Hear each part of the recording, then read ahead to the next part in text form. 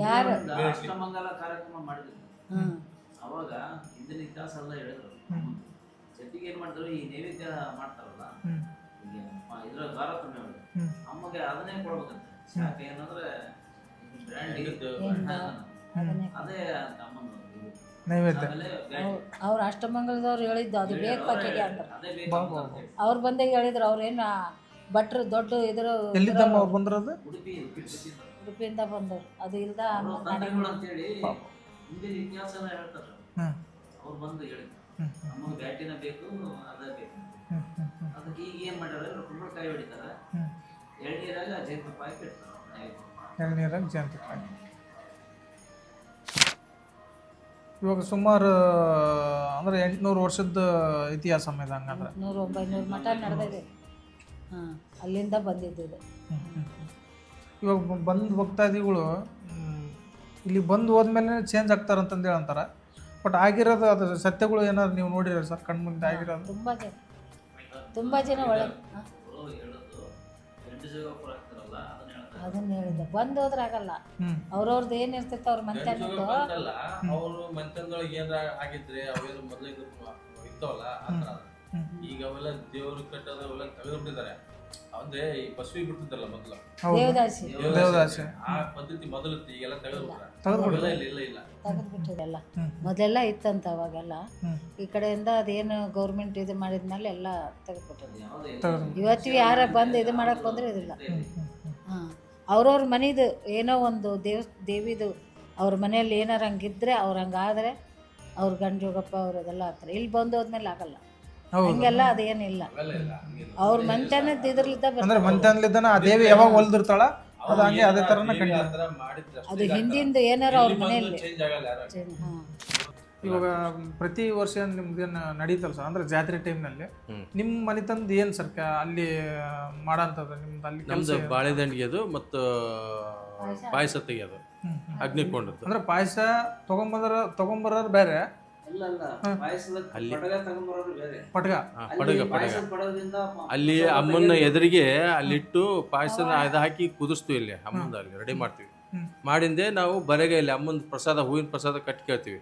ಆಕೆ ಅಮ್ಮ ಪ್ರಸಾದ ಕೊಟ್ಟ ಮೇಲೆ ಆ ಕಾರ್ಯಕ್ರಮ ಮಾಡ್ಬೇಕು ನಾವು ಪಾವಡದ್ದು. ಅಂದ್ರೆ ಅದನ್ನ ಕುದೇ ಪಾಯಸನ ಬರಿಗೈಲೇ ತೆಗೆದು ಅರಿವಾಣದ ಹಾಕಿ ಅಲ್ಲಿ ಮುಂದೆ ಅಮ್ಮನ ಮುಂದೆ ಎಲೆ ಹಾಕಿರ್ತೀವಿ, ಬಾಳೆದೆಲೆ ಆಕಿ ನೈವೇದ್ಯ ಮಾಡ್ಬೇಕು. ಅದನ್ನ ಹಂಗೆ ತೆಗೆದಿದ್ದೆ ಜಾತ್ರೆ ಅದೇ ಪವಾಡ. ಕುದಿತಕ್ಕಂಥ ಪಾಯಸ ತೆಗೆದು ಆಕಿ ಅಮ್ಮನ ಮುಂದೆ ಹೋಗಿ ನೈವೇದ್ಯಕ್ಕೆ ಹಾಕ್ಬೇಕು ನಾವು.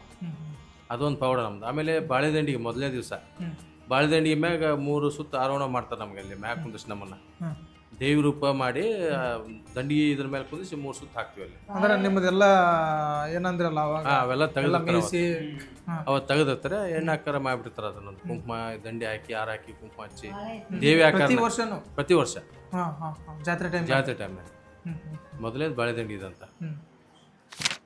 ಬಾಳೆ ದಿಂಡಿಲಿ ಒಂದು ತೊಟ್ಲ ಮಾಡ್ತಾರೆ. ಅದಕ್ಕೆ ಆ ತೊಟ್ಲ ಮೇಲೆ ಕೊಡ್ಬೇಕು ನಾವು. ಏನಕ್ಕೆ ಸರ್ ಅದು ತೊಟ್ಲ? ಅದೇ ಹಾಕಿದ ಅಮ್ಮಂದು ಪವಾಡ. ಅದು ಏನು ಆಗಲ್ಲ, ಅದು ಮುರಿಯಲ್ಲ, ಏನಿಲ್ಲ ಅದು. ಹೌದಾ? ಬಾಳೆ ದಿಂಡಿಲಿ ಸಣ್ಣ ದಿಂಡಿ ಇರುತ್ತೆ.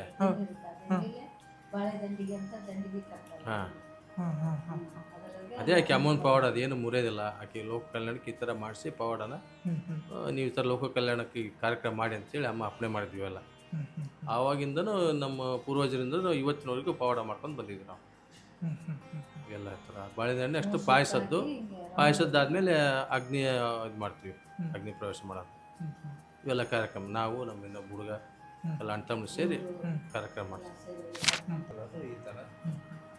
ಸರ್, ಈ ಕಾರ್ಯಕ್ರಮದಲ್ಲಿ ಬಂದ್ಬಿಟ್ಟು ಇವಾಗೇನು ಜಾತ್ರೆ ಉತ್ಸವ ಏನು ನಡೀತಿತ್ತಲ್ಲ, ಆ ಜಾತ್ರೆ ಉತ್ಸವದಲ್ಲಿ ಸತ್ಯ ನೀವು ಭಾಗಿಯಾಗ್ತೀರಾ? ಹೌದು, ನಾವು ಇರ್ತೀವಿ. ನಾವು 5 ಮಂದಿ ತಂದರು ಇರ್ತೀವಿ. ಬಾಳೆದಂಡಿಗೆ ಪಾಯಸದವರು, ದೇವ್ರ ಮನೆಯವರು, ಉಮ್ಮನವರು, ಎಲ್ಚೆಟ್ಟರ್ ಅಂತೇಳಿ 5 ಮಂದಿ ತಂದರು. ಇಲ್ಲಿ ದೇವ್ರ ಮನೆ ಅಂತಂದು ಇಲ್ಲಿ ಈ ನಮ್ಮ ಮನೆಯಲ್ಲಿಂದ ಊರಿನ ದೈವ, ಪೊಲೀಸ್ ಬಂದೋಬಸ್ತು, ಬಾಜಾ ಭಜಂತ್ರಿ, ಆಮೇಲೆ ಡ್ಯೂಟಿಗೆ ಎಲ್ಲ ಇಲ್ಲಿಗೆ ಬಂದು ಇಲ್ಲೆಲ್ಲ ಅಮ್ಮನ ಪೂಜೆ ಮುಗಿಸ್ಕೊಂಡು ಇಲ್ಲಿಂದನೇ ಬಾಳೆದಂಡಿಗೆ ಅವತ್ತಿನ ಕಾರ್ಯಕ್ರಮ ದಿವಸ ಇಲ್ಲಿಂದನೇ ಮೆರವಣಿಗೆ ಇಲ್ಲಿಂದ ಹೋಗಿ ಊರಿನಾಗಿಸಿಲಿಂದ ಸೀದಾ ಅಮ್ಮನ ದೇವಸ್ಥಾನಕ್ಕೆ ಹೋಗ್ತೀವಿ.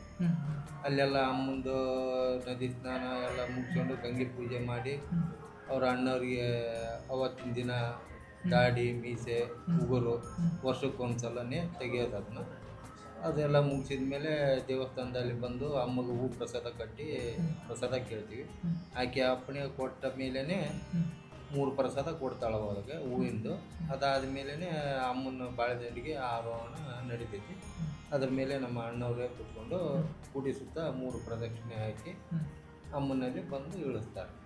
ಇದು ಮರುದಿನ ಪಾಯಸ ಪಡ್ಗ ಎಲ್ಲ ಇಲ್ಲಿಗೆ ತೊಗೊಂಬಂದು ಇಲ್ಲೆಲ್ಲ ಪೂಜೆ ಮಾಡಿಕೊಂಡು ಅದನ್ನೆಲ್ಲ ನಮ್ಮ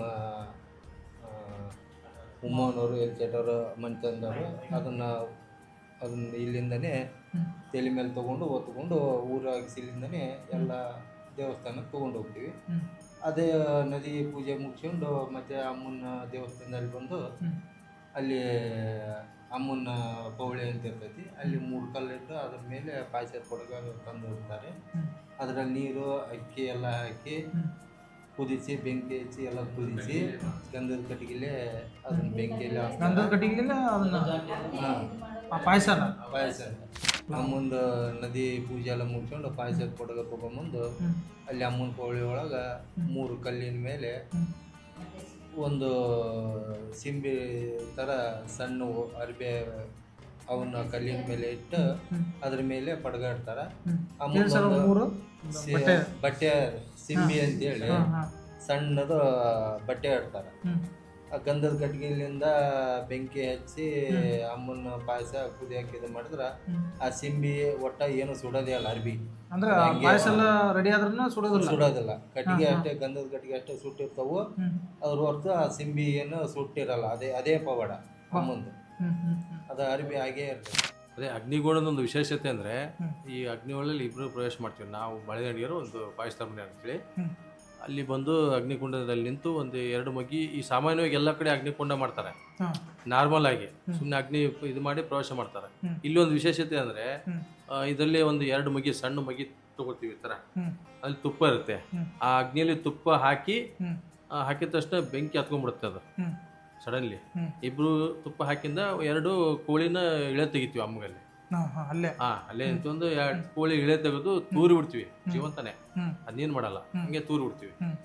ತೆಗೆದು ಆಮೇಲೆ ಅಗ್ನಿ ಪ್ರವೇಶ ಮಾಡ್ತೀವಿ ಅಲ್ಲಿ. ಅದರಲ್ಲಿ ಅಗ್ನಿ ಒಳಗೆ ಇಬ್ರು ನಡ್ಕೊಂಡ್ಬಂದು ಅಮ್ಮನ ಒಳಗೆ ಹೋಗಿ ಸರ್. ನೀವು ಆಗಿನ ಆ ಟೈಮ್ನಲ್ಲಿ ನೀವು ಯಾವ ಥರ ಸರ್ ಅಮ್ಮನ ರೂಪನೇ ತಳಿರ್ತೀರ? ಹೌದೌದು, ಆ ದೇವಿ ಆಕಾರನೇ ಇರ್ತದಲ್ಲ. ಹೊರ ಹೇಳಿದ್ನಲ್ಲ ಹಿಂಗೆ ದಂಡೆ ಏನು ಕಾಲು ಸುಡೋದು ಅವೆಲ್ಲ ಇಲ್ಲ, ಅವೇ ಅಮ್ಮಂದು ಅವೇ ಪವಾಡ ಎಲ್ಲ. ಅದೇ ಏನು ಅನ್ಸಲ್ಲ ಸರ್? ಏನು ಅನ್ಸಲ್ಲ. ಆ ಕೈ ಸತಿ ಪಾಯಸದ ಅದು ಏನಾಗಲ್ಲ, ಕುದಿಯ ಪಾಯಸದ್ದು. ಮತ್ತು ಅದೇ ಅಮ್ಮನ ಪವಾಡ ಅನ್ನೋದು. ಅಮ್ಮ ಇದು ನಿಮ್ಮ ಮನೆಯಲ್ಲೇ ಅಮ್ಮನ ಮೂರ್ತಿ. ಇವೆಲ್ಲ ಮೂರ್ತಿಗಳು ಅಮ್ಮನವು. ಇವೆಲ್ಲ ನಮ್ಮ ಹಿರಿಯರ ಫೋಟೋಗಳಿವು. ಇವ್ರು ಯಾರು ಸರ್ ಇಲ್ಲಿದ್ರು? ಇದು ಅಣ್ಣವ್ರು, ಇವರು ನಮ್ಮ ಅಣ್ಣವರು. ಇದು ಆ ಕಡೆ ಮನೆಯವರು ಪಾಯಸ್ತಾರ ಅಂತೇಳಿ ಅವರು. ಇದು ಉಮ್ಮನವರು ಎಲ್ಚೇಟರ್ ಅಂತಂದು ಇವರು ಅಣ್ಣರು. ಪಡಗ ತಗೊಂಡು ಇಲ್ಲಿಂದನೇ ಹೋಗೋದು. ಬಾಜಾ ಭಜಂತ್ರಿ, ಆಮೇಲೆ ಬೆಂಕಿ ಪಂಜು, ಡ್ಯೂಟಿ, ಇದು ಊರಿನ ದೈವ ಬಾಬ್ದಾರು ಎಲ್ಲರೂ ಇರ್ತಾರ. ಈ ಮನೆಯಿಂದ ಪಾಯಸದ ಪಡಗ.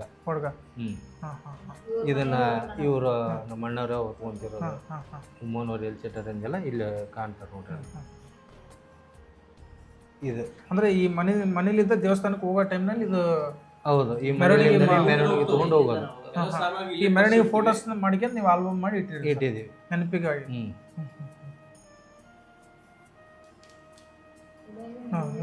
ಇದು ದೇವಸ್ಥಾನದಲ್ಲಿಂದ ಅಮ್ಮನ ಮೂರ್ತಿನ ಒಳಿಗೆ ಉತ್ಸವ ಮೂರ್ತಿನ ಒಳಿಗೆ ನದಿ ಸ್ನಾನ, ಅಮ್ಮನ ಗಂಗೆ ಪೂಜೆ ಕೊಯ್ಯೋದು. ಇವು ಎಲ್ಲ ನಮ್ಮ ಬಾಕುಗಳು. 5 ಮಂದಿ ಅಂದವರು 5 ಮಂದಿ ಅಂದವರು 5 1 2 3 4 5 ಮಂದಿ ಅಂದವರು ಆಯುಧಗಳವು. ಇದು ಮೂರ್ತಿ ಬಂದ್ಬಿಟ್ಟು ಹುಲಿಗೆ ಮುಂದೆ ಉತ್ಸವ ಮೂರ್ತಿ. ಅಲ್ಲಿ ಅಮ್ಮನ ಮೂರ್ತಿ ಇಟ್ಟು ಮಣಿ ಹಾಕಿ ನಮ್ಮ ಬಾಬ್ದಾರು ಬಾಕ್ಗಳು ಇರ್ತೀವಿ ಅಮ್ಮನ ಬಗಲಾಗ. ಇದು ಬಾಳಿದಂಡಿಗೆರ ಬಾಕ್ ಅಂತೇಳಿ. ಇದು ಪಾಯಸ್ತಾರ ಬಾಕ್. ಇದು ದೇವ್ರ ಮನೆಯವ್ರ ಬಾಕು. ಇದು ಉಮ್ಮವನವ್ರ ಬಾಕ್. ಇದು ಎಲ್ಚೇಟರ್ ಬಾಕು. 5 ಮಂದಿ ಅಂದ್ರೆ 5 ಒಂದೊಂದು ಬಾಕ್ಗಳು ಇರ್ತಾವೆ ಅಮ್ಮಗ. ಅವು ಆಯುಧಗಳನ್ನ ತೊಗೊಂಡೋಗಿ ಅಮ್ಮನ ಕಾರ್ಯಕ್ರಮಕ್ಕೆ ಅದನ್ನ ಬಳಸ್ಬೇಕು ನಾವು ಅಲ್ಲಿ. ಆಮೇಲೆ ಈ ಮನೆಯಲ್ಲಿಂದ ಅಮ್ಮಂದು ಅಲ್ಲಿ ಗಂಗೆ ಪೂಜೆಗೆ ನೈವೇದ್ಯ ಮಾಡ್ತೀವಿ. ಇವ್ ನಮ್ಮ ಮನೆಯಿಂದ ಮನೆಯಿಂದನೇ ಇದು ಯಾರು ಸರ್ ಇವ್ರು ಯಾರು ಸರ್ ಇವರು? ಇವ್ರು ನಮ್ಮ ಇನ್ನೊಬ್ಬ ನಮ್ಮ ಜನ ಜೋಯಿನ ಹುಡುಗಪ್ಪ ಅಂತೇಳಿ ಚಿತ್ತವಾಡಿಗೆ ಇರ್ತಾರ ಅವರು. ಅಲ್ಲಿಂದ ಬಂದು ಇವರು ಬಾಳೆ ದಂಡಿಗೆ ಇದು ತೊಟ್ಲ ರೆಡಿ ಮಾಡ್ಕೊಡ್ತಾರೆ ನಮ್ಗೆ. ಒಬ್ಬ ಕೆಲಸ ಒಪ್ಸಿದ್ದವ್ರಿ ನಾವು ಹಿಂದಕ್ಕೆಲ್ಲ ಇದ್ರಿಗೆ ಇದು ನಮ್ಮ ಮನೆಯಿಂದನೇ ಗಂಗೆಗೆ ತಗೊಂಡು ಗಂಗಮ್ಮಗ ಮಡಿಕೆಯಲ್ಲಿ ಮಾಡಿಕೊಂಡು ತೊಗೊಂಡೋಗಿ ಗಂಗೆ ನೈವೇದ್ಯ ಮಾಡಿ ಇಲ್ಲಿ ನದಿಗೆ ಬಿಡೋದು. ಇದೇನು ಸರ್ ಅದು? ಇವೆಲ್ಲ ಅಲ್ಲಿ ಅಮ್ಮನ ನದಿ ಒಳಗೆ ಗಂಗೆ ಪೂಜೆ ಮಾಡಿಂದ ರೆಡಿ ಎಲ್ಲ ವರ್ಷಕ್ಕೊಮ್ಮೆ ಅವರು ದಾಡಿ ಮೀಸೆ ಉಗುರು ಎಲ್ಲ ವರ್ಷಕ್ಕೊಂದ್ಸಲ ತೆಗೆದು ಗಂಗೆ ಪೂಜೆ ಮಾಡಿ ಅಲ್ಲೆಲ್ಲ ಸ್ನಾನ ಮುಗಿಸ್ಕೊಂಡು ಗಂಗೆಲಿಂದ ದೇವಸ್ಥಾನಕ್ಕೆ ಬರೋದು. ಎಲ್ಲ ಊರಿನ ದೈವ ಬಾಬ್ದಾರು ಅಷ್ಟು ಇರ್ತಾರೆ. ಇದು ಪಾಯಸದ ಪಡಗ ಇದು.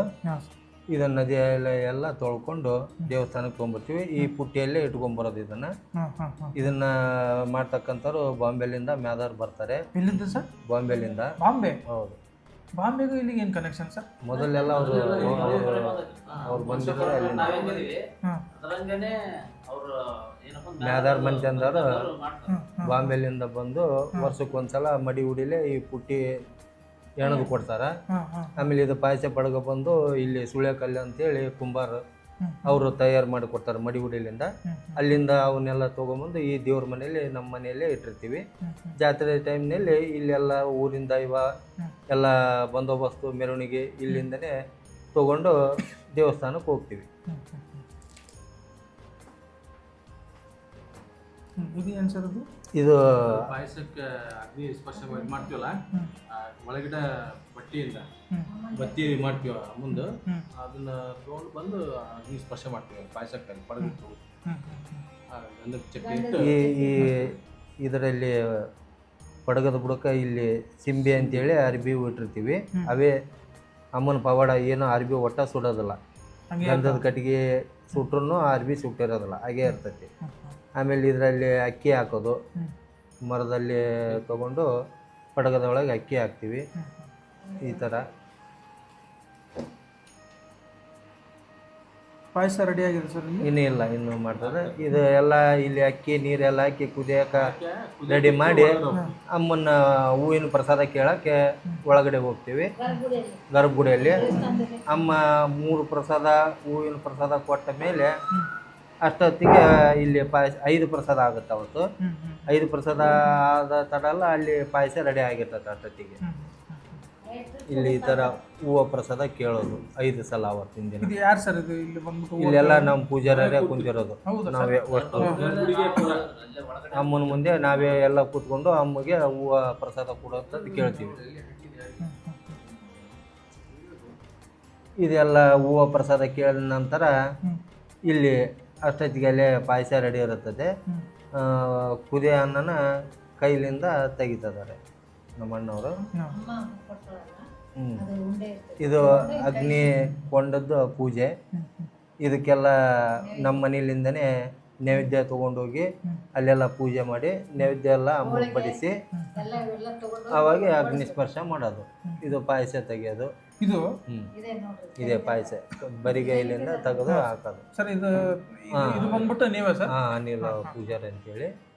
ಈ ಕಡೆ ಸೈಡ್ ಇರೋದು ಪಾಯಸರು ದೇವರಾಜ್ ಅಂತೇಳಿ, ಇವರೇ ಮಾರ್ಕಂಡಪ್ಪ ಪೂಜಾರ ಅಂತೇಳಿ ಇವರು.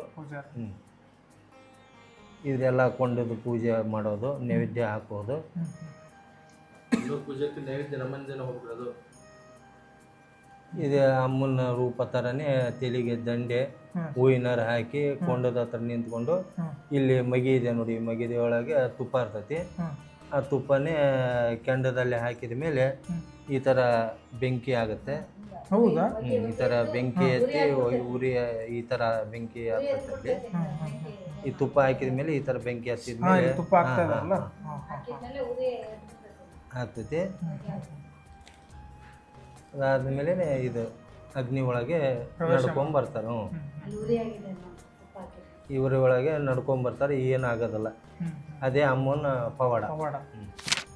ನಮ್ಮ ಪೂಜಾರಿ ಮಂತ್ಯನ 5 ಮಂತ್ಯನದೊಳಗೆ ಎಲ್ಲ ಭಕ್ತಾದಿಗಳಿಗೆ ದಾಸೋಗಿರ್ತದೆ ಜೋಪಂತಿ ಅಂತೇಳಿ. ಎಲ್ಲ 5 ಮಂತ್ಯನದವರು ಮಾಡ್ತೀವಿ, ಉಪವಾಸ ಇರ್ತದೆ. ಹೌದು.